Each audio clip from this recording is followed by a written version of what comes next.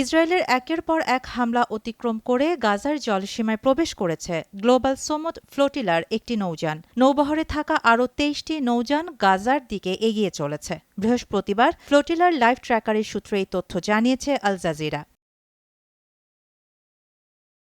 Flotilla live tracker জানায়, Mikeno নামে একটি নৌযান বর্তমানে গাজার জলসীমায় রয়েছে, তবে ইসরায়েলি বাহিনী এটিকে আটক করেছে কিনা তা এখনও স্পষ্ট নয়। ২৪টি নৌযান এখনও ইসরায়েলি বাহিনীর হস্তক্ষেপের বাইরে আছে। এর মধ্যে গাজার জলসীমার কাছাকাছি আরও বেশ কয়েকটি নৌযান অবস্থান করছে।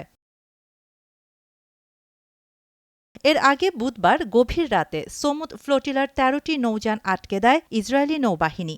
এ সময় সুইডিশ মানবাধিকার কর্মী গ্রেটা থুনবার্গ সহ ওই নৌযানগুলোতে অবস্থান করা বেশ কয়েকজন কর্মীকে আটক করে ইসরায়েলে নিয়ে যাওয়া হয়। মানবাধিকার গোষ্ঠীটি জানায়, গাজা উপকূল থেকে প্রায় ৭০ নটিক্যাল মাইল বা ১৩০ কিলোমিটার দূরে তাদের নৌবহর আটকে দেয় ইসরায়েলি বাহিনী। এ সময় তাদের যোগাযোগ ব্যবস্থা বিচ্ছিন্ন করা হয়।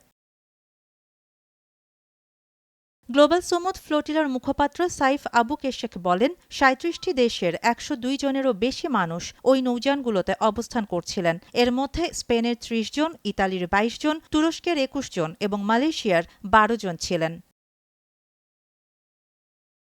ফিলিস্তিনের অবরুদ্ধ গাজার উদ্দেশ্যে মানবিক ত্রাণ নিয়ে যাত্রা করা গ্লোবাল সোমোদ ফ্লোটিলা ২০২৫ সালের আগস্টের শেষের দিকে গাজা অভিমুখে যাত্রা শুরু করে। এরপর তিউনিসিয়া ও ইতালির সিসিলি দ্বীপ থেকে আরও নৌযান এই বহরে যুক্ত হয়। এছাড়া গ্রিসের সাইরাস দ্বীপ থেকে পরবর্তী সময়ে আরও কিছু নৌযান ত্রাণ বহরে যুক্ত হয়।